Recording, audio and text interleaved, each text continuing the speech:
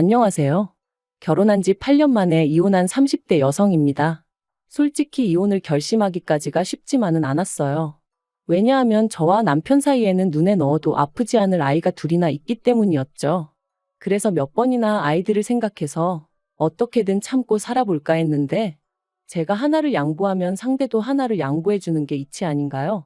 하지만 남편도 그렇고 시댁도 그렇고 사람들이 어쩜 그렇게 탐욕스러운지 이런 사람들인지 모르고 애시당초 가족의 연을 맺었던 제 자신을 탓하는 게 맞을지도요. 남편하고는 고등학교 때부터 알고 지내다가 대학교를 입학한 이후로 교제를 시작했어요. 사실 고등학교 다닐 때도 남편은 몇 번이나 저를 좋아한다고 마음을 표현해 왔는데 당시엔 제 마음은 온통 수능에만 가 있었거든요. 그러니 남편의 고백이 귀에 들어올 리 없었고 한편으론 좀 한심하게 느껴졌던 것도 사실이에요. 그런데 대학에 입학하고 나서도 한결같이 저를 좋아한다고 하니까 저도 결국엔 조금씩 마음의 문을 열게 되었고 그렇게 연애를 시작했습니다. 저희가 사귄다고 했을 때 주변의 반응은 뭐 젊은 애들이니까 한참 타오를 때니까라며 몇 년이나 가겠나 이런 분위기였던 것 같아요. 실제로 남편은 군대에 가야 했고 전 유학을 계획 중이었으니 저 스스로도 길어야 3, 4년이나 사귀게 되지 않을까 생각했던 게 사실이고요. 하지만 예상과 달리 저희의 사이는 시간이 갈수록 더더욱 견고해져 갔고 그렇게 자그만치 10년을 만나게 되었습니다.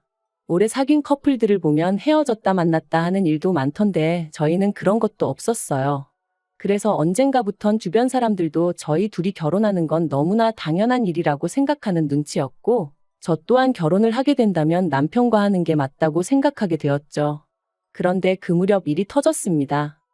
사실 남편은 대학을 졸업한 이후로 줄곧 아버님과 같이 사업을 하고 있었어요. 아니 정확히 말하자면 아버님이 운영하시는 사업을 나중에 남편이 물려받는 조건으로 아버님 밑에서 일을 배우고 있었죠. 남편은 그냥 다른 사람들처럼 회사에 들어가 직장 생활을 하고 싶다 했었지만 아버님이 남주기 너무 아까운 사업이라 그렇다며 하루는 남편을 어르고 달래기도 하셨다가 또 다른 하루는 윽박지르기도 하셨다가 한마디로 싫다는 남편을 어거지로 끌고 가셨던 거나 다름이 없었어요. 그런데 그렇게 아버님 사업에 남편이 같이 하기 시작하고 얼마 되지 않아서부터 일이 잘 안 풀린다 어쩐다 하는 소리가 들려오더니 급기야 저희가 본격적으로 양쪽 집안에 인사드리고 결혼 허락을 받기 시작한 무렵에는 폐업 이야기가 오갈 만큼 상황이 악화되어 있더라고요. 상황이 이렇다 보니 저는 남편에게 아버님 회사에서 나와 지금이라도 다른 회사를 알아보라고 조언했습니다. 하지만 남편은 자기까지 포기해버리면 아버님이 쓰러지실지도 모른다며 쉽게 결정을 내리지 못하더군요. 그리고 이런 모습을 저와 함께 옆에서 지켜보시던 친정부모님은 우유부단한 남편이 마음에 들지 않는다며 저에게 이 결혼을 꼭 해야 하겠냐 하셨습니다. 헤어지란 소리는 아니지만 그래도 일단은 상황을 지켜보자면서 말이죠. 제가 참으로 어리석었던 게 친정부모님은 사실 저를 생각해서 하신 말씀이셨고 이 세상에 저희 친정부모님보다 저를 더 생각해 줄 사람이 누가 있겠어요. 그런데 그때는 그런 건 생각도 못하고 그저 제가 남편과 얼마나 오랜 세월을 함께 했는지 뻔히 아시는 분들이 그렇게 말씀하신다는 그 사실 하나만 서운하게 느껴져서는 어찌나 친정부모님이 매정하고 독하게만 보이던지요. 뿐만 아니라 목이라도 났던 건지 이런 시기일수록 제가 남편 곁에서 힘이 돼줘야겠다 싶대요. 그래서 제가 남편과의 결혼을 허락해달라고 단식투쟁까지 시작했답니다. 돌이켜 생각해보면 정말 한심하기 짝이 없었어요. 그래서 결국 친정에서 1억 8천 주고 아파트 한 채를 해주셨습니다. 혼수는 전부 제가 모아뒀던 돈으로 해결했고요. 그나마 이것도 받았다고 표현해야 하나 싶은데 결혼식은 양쪽 집안에서 반반씩 부담해 주셨으니 시댁에서 아예 아무것도 안 해주신 건 아니네요.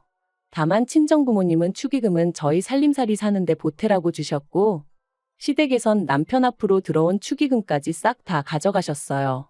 그래도 이마저도 상황이 상황인 만큼 이해하려고 했습니다. 민망해하는 남편에게 별말하지 않았고 결혼 생활 내내 시부모님 앞에서 그때 그러셨잖아요. 하고 말 한마디 해본 적 없어요. 이제 와서 말이지만 저는 저 나름대로 100점짜리 며느리는 아니어도 어머님 아버님이 며느리 잘못 들였다고 타박하실 정도로 못난 며느리는 아니었다고 생각해요. 그런데 사람 마음이라는 게 다 저와 같을 순 없다더니 그래서 그런 건지 시작은 제가 첫째를 낳으면서였어요. 저는 임신 사실을 확인했을 때부터 아들이니 딸이니 그런 건 신경 쓰지 않았습니다. 그저 말 그대로 건강한 아이만 나와줬으면 했죠. 하지만 6개월이 넘어가면서 제가 묻지도 않았는데 의사 선생님께서 분홍색 옷을 준비하시면 되겠네요 라고 아이 성별에 대해 언지를 해주셨고, 저는 이 소식을 친정과 시댁 양가 모두에 알렸습니다.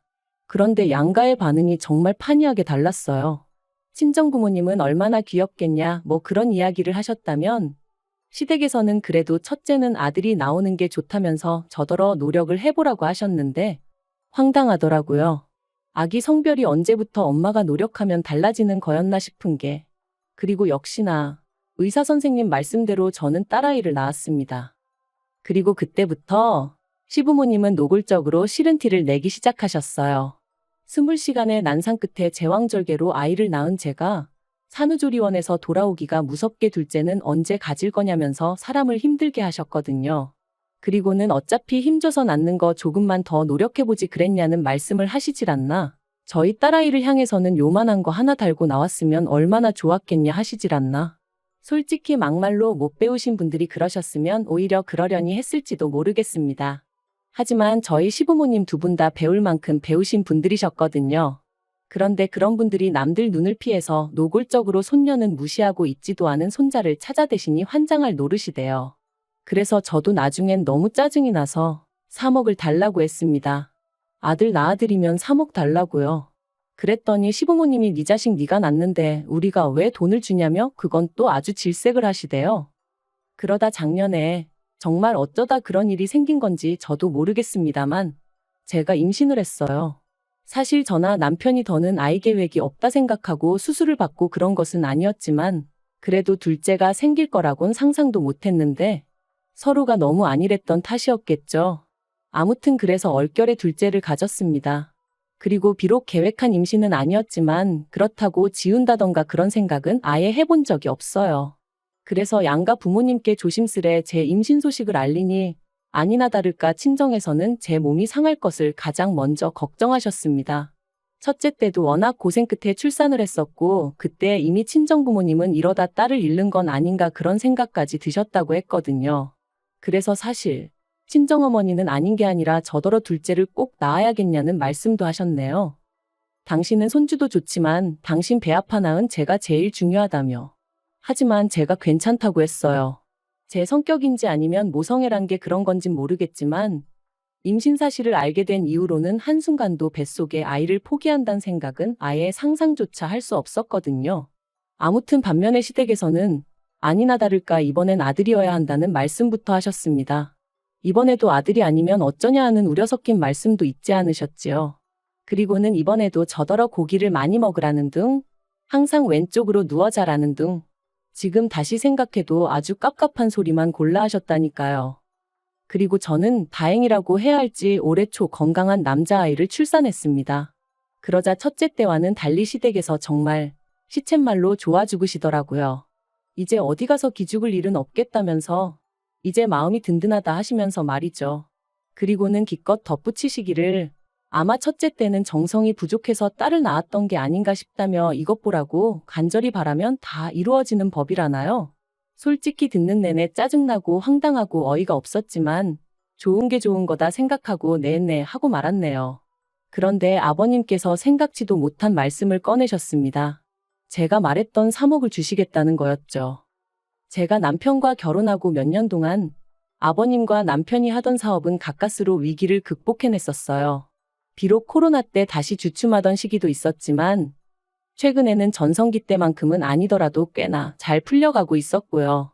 하지만 시부모님이 3억을 턱하고 내주실 만큼 상황이 좋아진 줄은 꿈에도 생각을 못했기에 솔직히 당황스럽기도 했지만 한편으론 저도 사람인데 당연히 기분이 무척이나 좋았네요. 그런데 이후로 아버님이 말씀하시기를 그렇다고 3억을 현찰로 주긴 좀 그렇다 하시더니 그러면 그렇지. 아버님이 소유하고 계시던 빌라가 한 채 있었는데 그게 시가로 7억 정도 한다는 거예요. 그리고 저희가 살고 있던 친정아버지가 해주신 아파트는 어느덧 값이 올라 4억 정도 했었거든요. 그러니까 저희가 사는 아파트를 팔아서 당신한테 4억을 주고 그 빌라에 들어가서 살랍니다. 그러면 나중에 팔면 3억이 남으니까 3억을 저한테 주시는 거라면서 게다가 더 황당한 건 어쨌든 친정부모님은 1억 8천만 내주셨었지만 시부모님은 3억을 해주시는 거니 그나마 해준다는 빌라의 명의도 남편 명의로 하라는 거였죠. 저는 남편에게도 시부모님에게도 납득이 되지 않는다고 그러니 그냥 그 돈은 안 받겠다 했습니다. 그랬더니 이제 남편이 난리가 났어요. 시부모님이 크게 마음 써주시는 건데 그걸 그런 식으로 거절하느냐고 제가 계산을 이상하게 한다면서 말이죠. 그리고는 덧붙이기를 공동명의가 뭐가 그렇게 중요하냐면서 자기랑 저랑 세월이 얼만데 그까진 명의가 뭐가 중요하냐고 앉은 자리에서 3억을 그냥 날릴 셈이냐 뭐 그러더라고요. 하지만 제 입장에선 솔직히 아버님은 7억이라지만 집이라는 게 원래 엉덩이 밑에 깔고 앉아 있는다고 돈 되는 게 아니잖아요. 그것도 누가 사줘야 돈인 거고. 그리고 7억도 뭐 누가 정말 7억을 줘야 주는 거지. 반면에 아파트는 그래도 빌라보단 거래도 투명하고 시세 파악하기도 유리했으니 아무튼 여러모로 따져봐도 제가 굳이 제 아파트를 팔아 그 돈을 시부모님한테 들여가면서까지 시부모님 소유의 빌라로 들어갈 필요는 없겠다 싶었죠.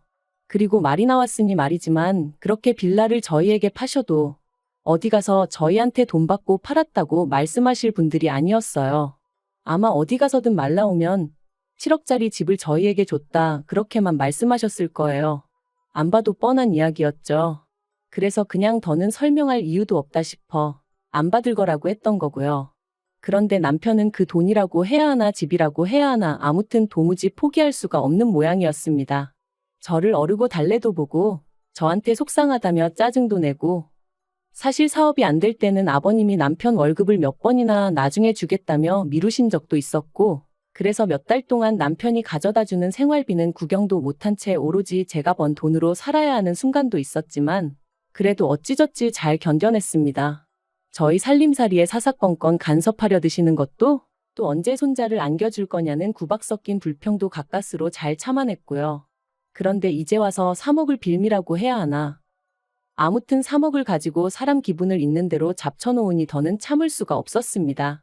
그래서 한 번은 제발 좀 그만하라고 소리를 질렀더니 남편이 기껏 한다는 소리가 제가 다른 여자들에 비해 얼마나 대단한 일을 한 것도 아니고 남들 다 낳는 아들 한 번 실패하고 두 번째 겨우 낳은 거 아니냐며. 그런데도 어머님 아버님은 그걸로 저를 꾸짖기는커녕 오히려 돈을 주겠다 하시는데 저더러 그 와중에도 욕심을 내냐면서 그렇게 욕심이 사나우면 애들이 뭘 보고 크겠냐대요. 그리고 저는 그런 남편의 마지막 말에 완전히 이성을 놓칠 뻔했어요. 그간 내가 한 이불 덮고 잔 남자가 이딴 사고방식이었다는 것도 소름 끼치고 첫째를 실패작처럼 표현하는 게 혐오스럽기까지 했으니까요. 그래서 이때 처음 이런 남자를 내 아이들의 아버지로 두는 게 맞는 걸까? 차라리 이혼하고 혼자 키우는 게 애들한테도 더 도움이 되지 않을까 하는 생각이 다 들대요. 그렇게 하루가 멀다 하고 남편과 혹은 시부모님과 저는 말 그대로 싸움을 이어가야만 했습니다. 남들이 보기엔 어이가 없었을 테죠. 시부모님은 돈 준다 하고 며느리는 싫다고 하니 오죽하면 제가 자꾸 아버님 빌라가 7억이라고 하시는데 그럼 차라리 그걸 팔아서 3억을 저를 주시면 깔끔하지 않냐 소리도 했었거든요. 그랬더니 그 빌라는 기다리면 뭐 재개발이 될 수도 있고 호재가 많다면서 그렇게는 안 된다던데 정말이지 제가 여기다 다 적을 수가 없어서 그렇지 말도 안 되는 말씀을 얼마나 많이 하셨는지 몰라요. 그리고 그런 와중에 남편은 계속해서 시부모님 편을 드느라 정신이 없었고요.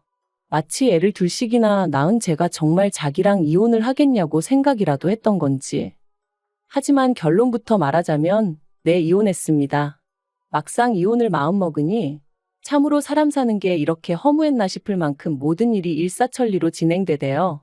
재산이나 마나 제가 결혼할 때 친정아버지가 제 명의로 해주신 아파트라 그건 뭐 남편이랑 나눌 이유가 전혀 없었고요.